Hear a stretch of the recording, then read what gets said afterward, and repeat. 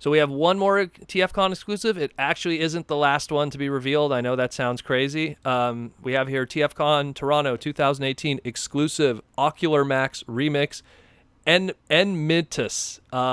What this really is it's a homage to Enemy. That's why people are kind of confused. Like, what is this like all red Rumble Frenzy? What Enemy was? Enemy was this like super obscure character during Generation 1, which is there was a company called Nasta that was in charge of doing all the electronic third party, and by I mean third party, I mean official third party products for Generation 1. So like, radios and headsets and stuff like that.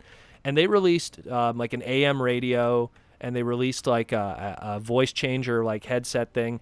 And each one of them had an all red Rumble Frenzy mold like attached to it. Like they took the Rumble Frenzy mold toy, turned it in like a more cheap kind of plastic, glued it onto the radio, and they called him Enemy. And I guess back then, it was more just going like, these are the Decepticons, Enemy. Again, it's a third party company making Transformer products. They're like, oh, slap a Decepticon logo on our radio, turn it purple, we're good to go.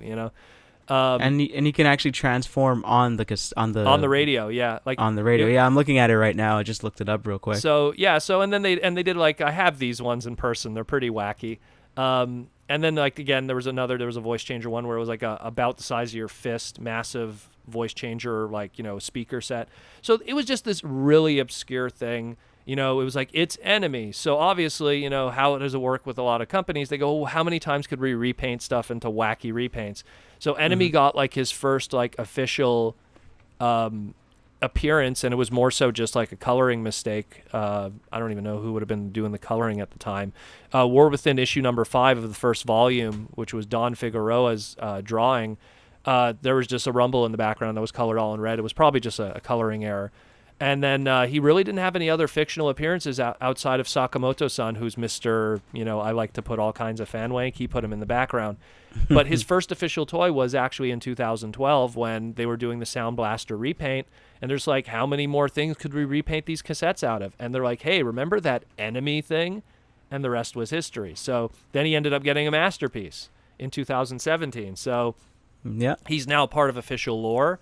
And so now we have, again, a TFcon Ocular Max remix version of Enemy. Now, for people that are confused about the price and everything, so these don't turn into micro cassettes. And what I mean by that, they don't turn into small micro cassettes that are the scale of micro cassettes. These turn into legitimate actual cassettes, like the actual size that an actual cassette tape is. So the actual scale of it, basically. So that's why they're slightly larger, and that's why they're $85 Canadian here. They'll be available at the Ages 3 and Up booth. We don't have numbers of how many there will be, but definitely check that out if you're at TFcon this weekend, and it's pretty cool.